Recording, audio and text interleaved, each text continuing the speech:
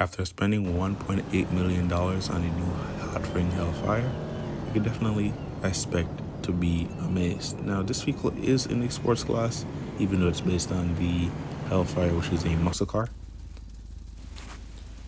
Only one option for the front bumper here, and it really doesn't make any difference. So I'll just be going with the stock option.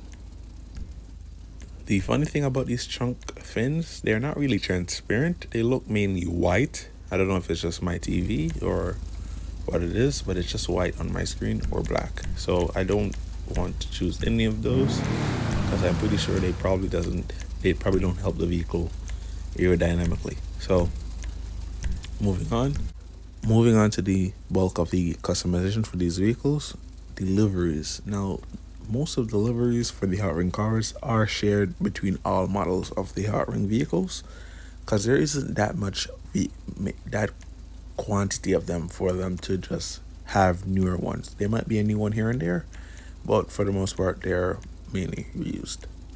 So as you can see here, we're scrolling through, and they're fitted to the Hellfire in a nice way. I do like this Righteous Slaughter one and the Logger Light, definitely fitting this car specifically. Let's see which other options fit the car also. The number 22 does look nice. Sprunk is nice too. Sprunk always is a nice option. But I think we're going to choose the Logger Light. I've never chosen that one before. Yep, and I could probably make the roll cage white in light of the accent color.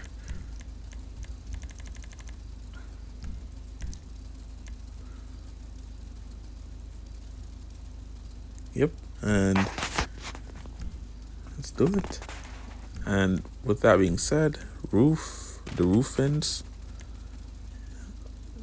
they don't look transparent to me. They look white. But not gonna do that. Sell price, not gonna tell it yet. And the vehicle spoiler, let's do something extreme. The bigger the wing, the more traction you get. That's how it is in GTA. But it's definitely any wing which isn't the stock wing is an upgrade. So I think we're gonna do a big wing on this back of this vehicle, because I've yet to see a NASCAR, which is a Hot Ring in GTA, to have a large wing. This transparent isn't too bad also.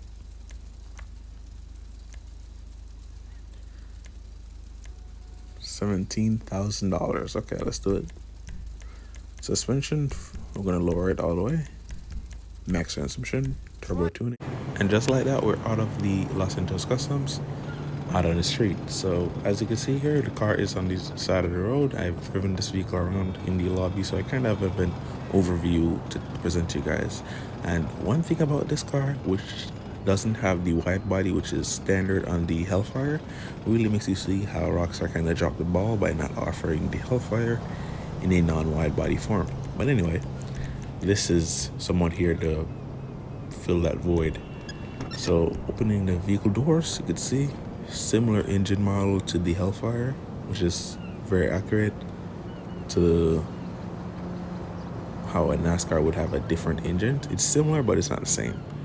So, and one thing they do need to do is let us put newer wheels on the car, like newer F1 style wheels.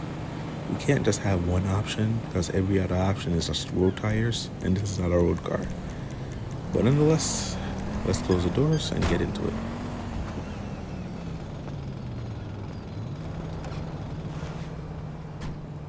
Standard interior for most of Hot Ring vehicles. My bad, guys.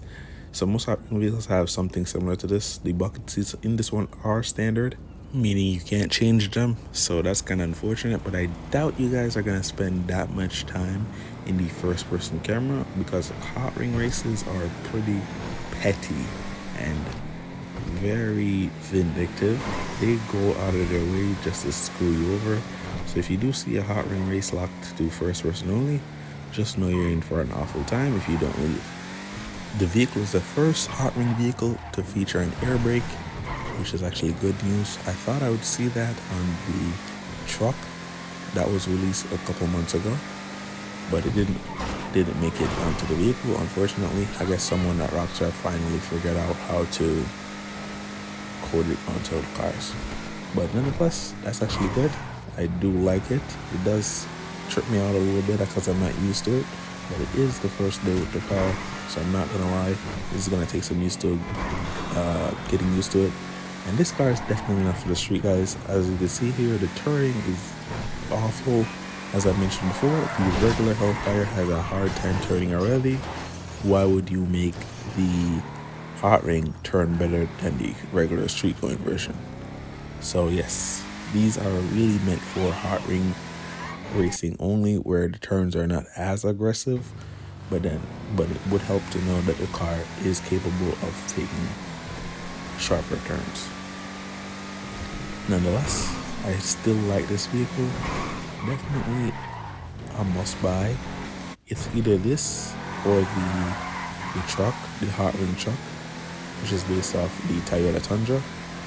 I definitely like how the cars handle, and it's definitely the fastest one. This one is definitely the best handling one and the fastest one. You could actually tell how quick this vehicle gets up to speed, and Rockstar ensured that because they implemented that air brake thing, or the air brake flap, that this vehicle brakes hard. I must tell you guys, this is one of the best braking cars that I actually driven or actually owned.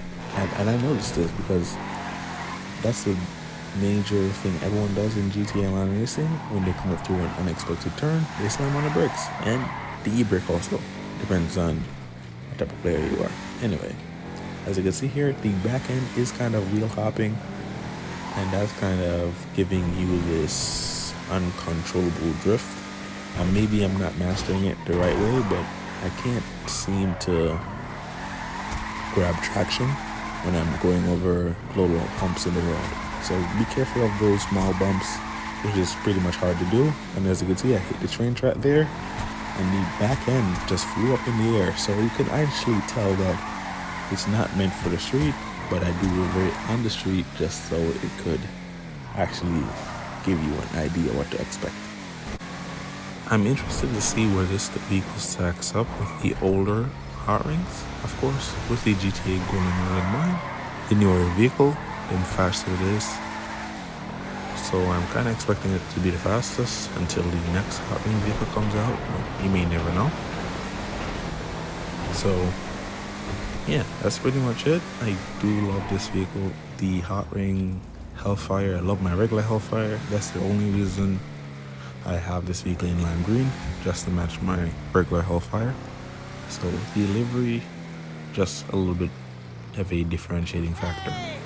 So now, would I purchase this thing for $1.8 million or get GTA Plus for this month? And it's really up to you guys, whichever do you think is convenient. Is it to be grinding 1.8 million or just spend $5? But I do still recommend getting it no matter which way you choose. Thank you guys so much for watching. Let me know what you think about the Hellfire hot ring down below in the comment section.